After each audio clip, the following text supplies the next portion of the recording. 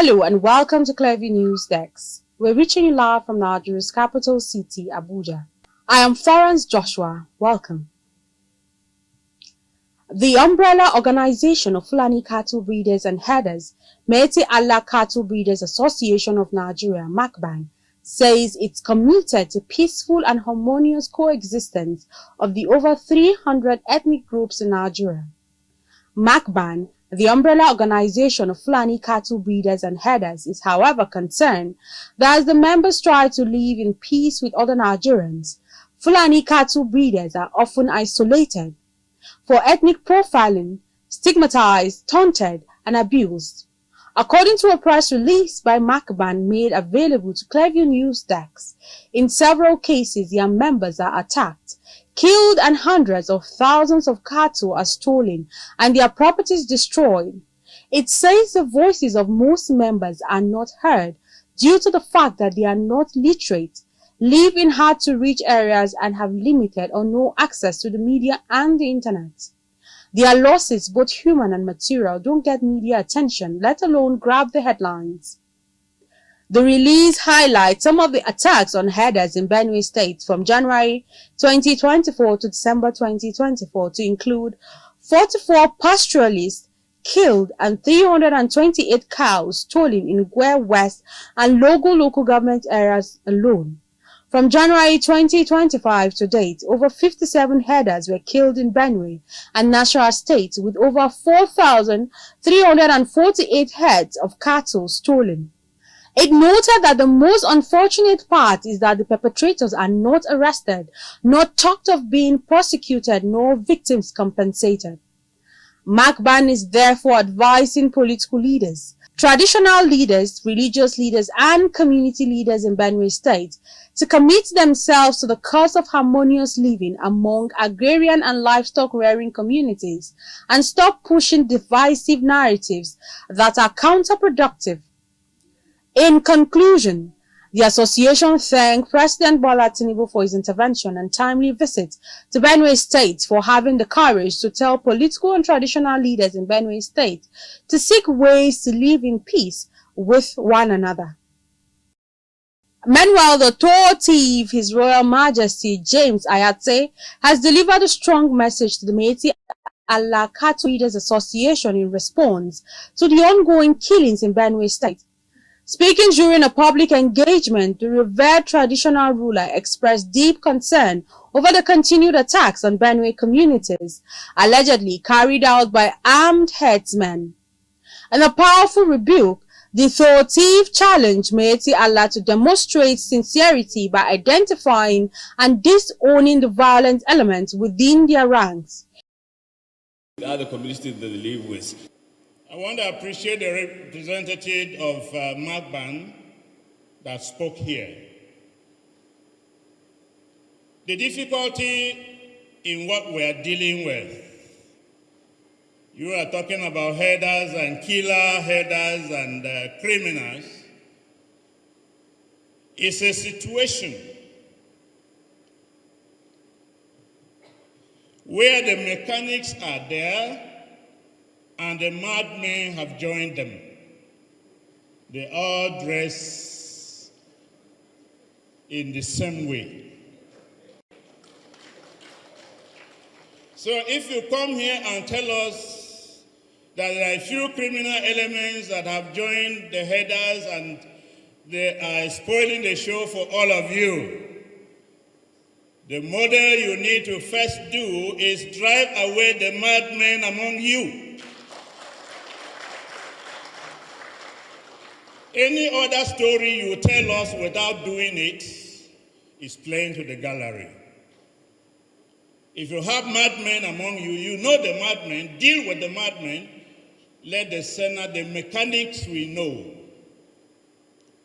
The mechanics we know, in my illustration, were the original herders we knew that will come, growing up in this environment, they will come only with staff to guide the heads so that they will not spoil, destroy farms.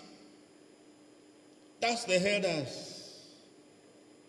in one of our meetings of Northern traditional rulers some years ago.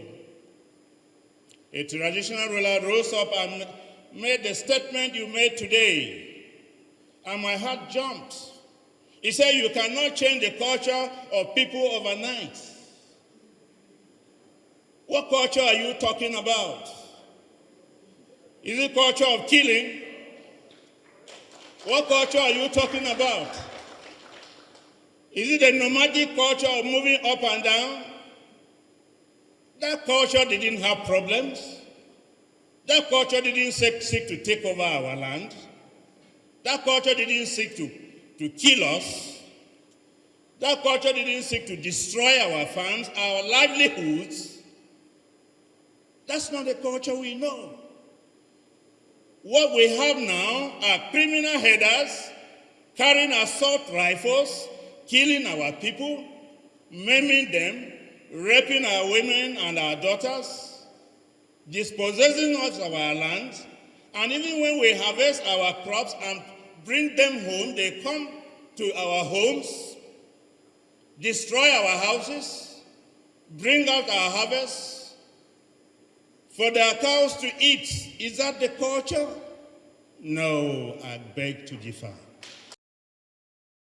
He emphasized that the people of Benue are peace-loving but will no longer tolerate senseless bloodshed. His comment reflects growing frustration among the thief people who have long borne the brunt of deadly farmer-herder clashes in the region. Mixed reactions have trailed the viral video showing the moment where Pastor Paul Enenche of Dunamis International Gospel Center turned down a 30 million naira donation from the representative of Kebbi State Governor, Nasir Idris. The senior pastor of Dunamis International Gospel Center, Dr. Paul Enenche, rejected a 30 million naira donation offered by the Kebbi State Governor, Nasir Idris, during a crusade organized by the church in the state, where a representative of the governor, Kebbi's Commissioner for Social Duties, Zayanu Umar, announced the cash gift on behalf of the governor. Zayanu told the gathering that the 30 million naira cash gift was approved as a donation to the crusade's organizing committee and was available in cash. Our governor, His Excellency Dr. Nasir Idris Abdullah Ngondu, a faithful governor and also a comrade governor, which you all know he is the only a comrade governor in this country. He has therefore graciously approved the donation of the sum of 30 million naira to this gathering. That is to the organizing committee. No.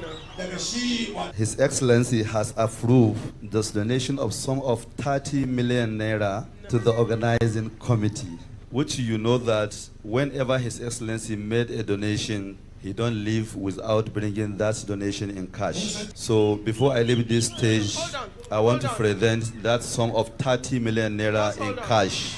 However, Enenche declined the offer, taking to the stage to urge the money be redirected to charitable causes. If there is anything like orphanage, if there is anything like that, at your discretion, please apply this amount of money to it. No. It will not be received. It will not be received. They are trying to, demonstrate hospitality, that it is their nature and all of that. The hospitality is very, very clear. It's the nature of and all of that. Speaking later, Enenche explained the church stance, emphasizing that public funds should be used solely for public causes. What we did tonight, what transpired, is what our life is. We are one of those who believe that government money should be used for government projects and government things. It should be used for government things. And church money should be used for church things. Not mixed together. That is what we did. That is what we do. As small as the glory dome is right there, that multi, I don't know whether it's multi, whatever. One shishi of government money is not in it. Yes, One shishi. One shishi. From the purchase of the land to the building to everything. And so I want to appeal to our co-laborers. Let's trust God for supernatural supplies. In another development, Nigeria's Information Minister Muhammad Idris says Nigerians will continue to live in pain until President Bola Tinubu completes the implementation of his harsh policies. Idris made these assertions through his spokesman Rabiu Ibrahim on national television program this Thursday while praising the Tinubu administration for initiating tough but necessary economic reforms, which according to him are laying the groundwork for long-term growth and national stability. The federal government this Thursday closed the case in the ongoing trial of Nnamdi Kanu, leader of the proscribed indigenous people of Biafra. In the allegations bordering on terrorism and treason, the federal government's lawyer, Chief Adegboyega Awomolo, SAN, announced these after the fifth prosecution witness was led in evidence and cross-examined by Kanu's lawyer, Onyechi Ekpazu, before Justice James Omotosho of the Federal High Court in Abuja. Awomolo told the court that after calling 5 witnesses in the trial, the prosecution was satisfied that from the avalanche of evidence tendered, including the broadcast of the activities of the leader of the IPOB, the government has sufficiently satisfied the need to close its case. It was gathered that the lead defense counsel, Chief Kanu Agabi, after the announcement, informed the court that they would be opting for a no-case submission, which will be filed in due course. The High Court of the Federal Capital Territory, FCT, sitting at Maitama, has granted bail to the suspended senator for Kogi Central, Natasha Akpoti-Uduaghan, to the tune of 50 million naira. The federal government is prosecuting the lawmaker for allegedly making a false claim that the Senate President Godswill Akpabio and the former governor of Kogi State, Alhaji Yahaya Bello, were behind a plot to assassinate her. However, the court, in a ruling that was delivered by Justice Chizoba Urji, rejected the application the federal government made for the defendant, who was arraigned on a 3-count charge to be remanded in prison custody pending the determination of the case against her. Justice Urji held that she found no reason to deny the defendant's bail, saying there was no sufficient evidence that she is willing to face her trial. Consequently, aside from the 50 million naira, the court held that the defendant must produce one surety whom must be a person of integrity and owns a landed property in Abuja. The court based its decision on Section 36 of the 1999 Constitution as amended, as well as Section 163 and 165 of the Administration of Criminal Justice Act 2015. The case was subsequently adjourned to September 23rd for trial.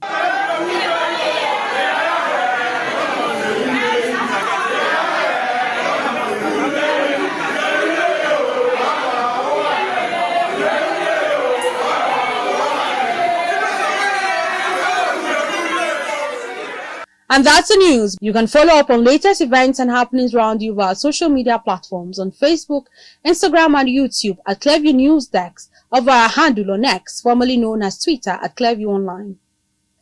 Many thanks for watching. I am Florence Joshua. Bye for now.